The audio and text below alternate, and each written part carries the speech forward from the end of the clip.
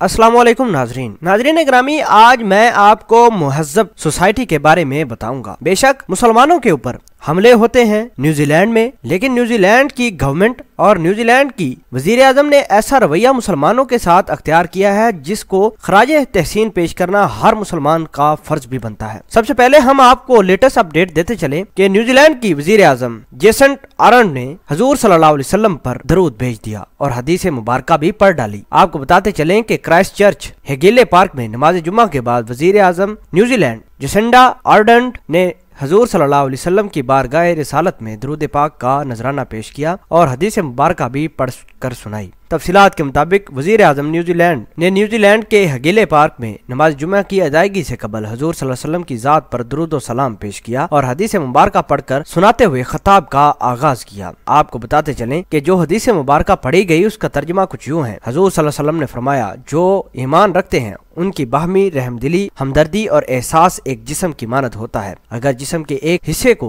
भी तकलीफ होती है तो सारा जिस्म दर्द महसूस करता है। वजीर आजम ने हदीस पढ़ने के बाद मुसलमानों से यकजहती का इजहार करते हुए कहा कि न्यूजीलैंड आपके दुख में शरीक है, हम सब एक हैं। नाज़रीन ग्रामी, बेशक न्यूजीलैंड में मुसलमानों को टारगेट किया गया, लेकिन न्यूजीलैंड की वजीर आजम ने मुसलमानों के साथ होने वाली ज्यादती का कर्ज झुकाने की भरपूर कोशिश कर रही है। हम अल्लाह पाक से दुआ भी करते हैं कि न्यूजीलैंड की वजीर आजम को अल्लाह इस्लाम के मनव्वर रोशनी से आशना फरमाए और इसको जल्द अज जल्द मुसलमान भी करे। आप इस पूरी वीडियो के बारे में क्या कहते हैं और न्यूजीलैंड की वजीर आजम ने जो नबी सल्लल्लाहु अलैहि वसल्लम को ऊपर दरूद भेजा है उस हवाले से आप क्या समझते हैं इस पूरी कहानी के बारे में, तो कमेंट सेक्शन में अपना इजहार ख्याल जरूर पोस्ट कीजिएगा। जज़ाकल्लाह।